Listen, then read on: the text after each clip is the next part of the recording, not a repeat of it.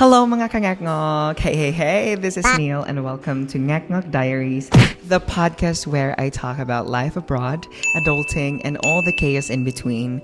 Today's episode is super personal, I should say. I'll be answering some real questions about what it's like to live in Thailand. Not as a tourist, but as someone who actually calls it home. So grab your coffee or Thai milk tea kung social ka and let's get into it.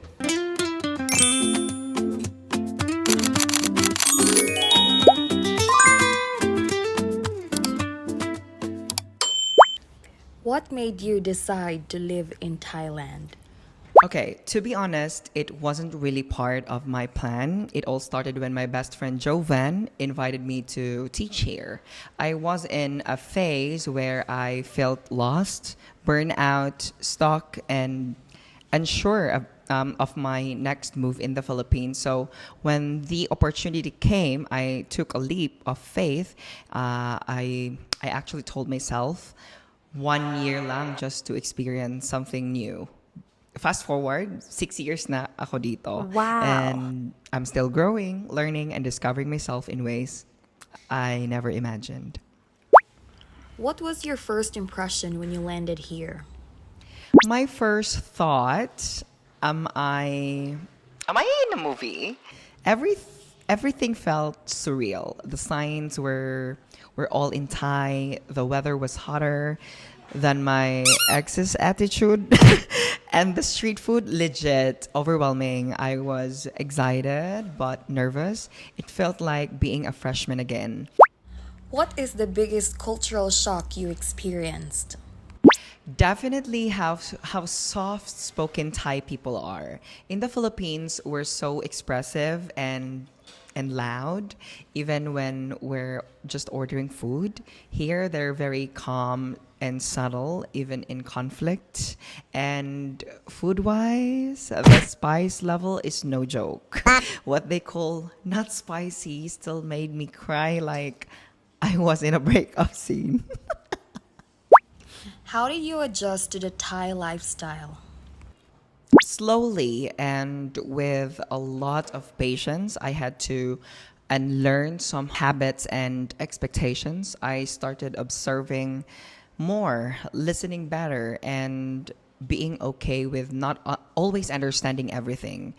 Sabay-sabay became more motto. It means chill, relaxed, go with the flow, and it actually taught me to embrace slow living, especially in a world that's always in a rush. What's the most beautiful place in Thailand you've visited? Without a doubt, I must say Chiang Mai. And I say that with my whole heart because I've been living here for 6 years now. This place has everything: lush mountains, ancient temples, cool weather sometimes, friendly people, and a culture that's both deep and vibrant. It's peaceful without being boring. And I feel like I truly belong here. What's your go-to Thai food and why? Okay, I love this question. Khao soy gai. It's this creamy, spicy, curry-based noodle soup with tender chicken and crispy noodles on top. If I could marry a dish, it would be khao soy. Woo! It's comforting, flavorful, and very, very, very Chiang Mai. I remember eating it during my first week here, and it instantly made me feel at home. Whenever friends visit, that's the first dish I make them try. How did you deal with the language barrier? Okay, when we talk about language barrier, Google Translate was my best friend for the first few months. Hindi ako proud pero totoo siya. I also learned a few survival phrases like may outped na hap, like no spicy, no spice please, to protect myself. Over time, I pick up basic Thai, and surprisingly, even just trying to speak Thai, grammatically incorrect and all stuff makes the locals smile and appreciate your effort. What's one Thai word or phrase you always use? Okay, that one word might be aroy mak. It means very delicious. I say that every time I eat out. It's my way of showing appreciation to street vendors or cooks, and the smile you get in return, it's so priceless. Do you feel safe living in Thailand? Absolutely. Thailand feels very safe, especially here in Chiang Mai.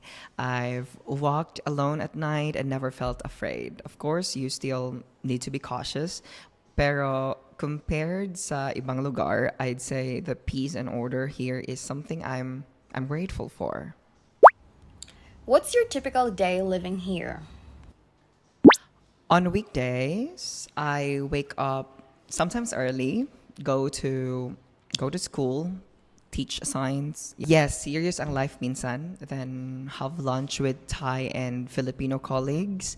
After school, I either edit videos, rest, or meet friends for coffee. For weekends, it depends. Sometimes I explore new cafes. Sometimes I just stay in bed and sleep. What's your favorite thing about Thai culture? Okay. I think their calmness, the way they handle stress, conflict, even joy, everything is gentle. There's a deep sense of respect in their culture, especially towards elders, monks, and traditions. I I also love how they celebrate everything from flowers to lanterns to water. My festival halos every month. Have you ever tried living like a local?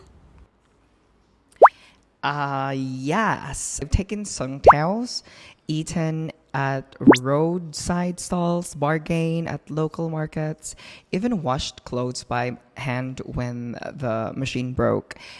It's humbling. Living like a local make you appreciate the little things and realize how similar we all are deep down.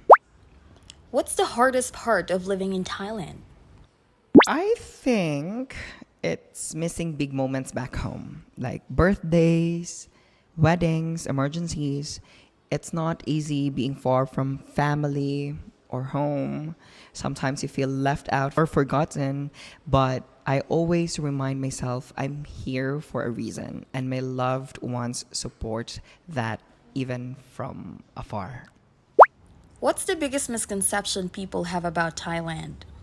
That it is just a tourist party place. Don't get me wrong, Thailand knows how to party, but it's so much deeper than that. There's wisdom in their way of life. There's grace in how they handle things. You have to live here to you have to live here to really see that. What do you miss most about your home country? Of course, I think all of us miss our mom's cooking. Definitely, like ginataan, sinugba, puso ng saging, and chismis over coffee.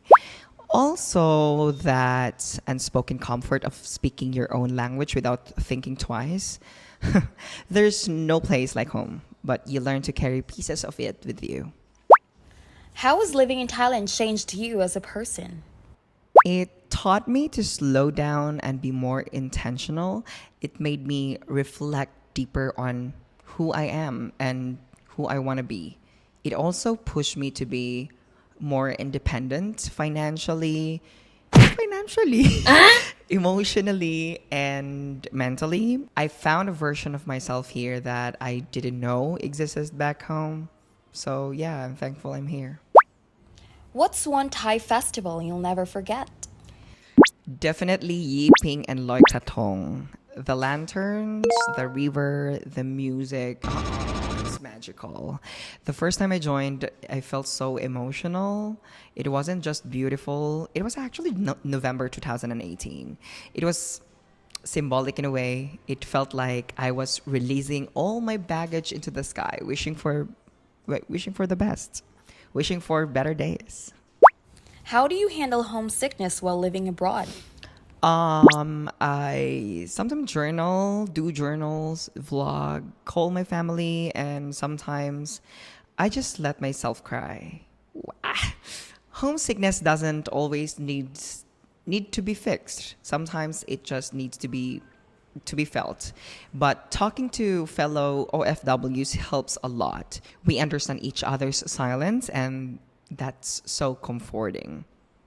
If you could give advice to someone moving to Thailand, what would it be? Come with an open mind. Don't expect it to feel like home right away. Be respectful, learn the language, even just a little. And give yourself grace as you adjust. Thailand won't always make sense, but if you give it time, it will make you better. Okay, that's it for today's episode of NgekNgok Diaries. Thank you for joining me on this honest trip down memory lane. And thank you also to Weekday Cafe here in Chiang Mai because they let me use their table and have their coffee. I don't know how it tastes like. Yeah, I think it's good. If you're living abroad or planning to, I hope my stories give you clarity or at least company. Don't forget to follow for more episodes about life, travel, and of course, kangekngokan. This is Neil, your ultimate ngeknok, signing off. Dili na ko magdugay. Mga katawan, mga hugot nga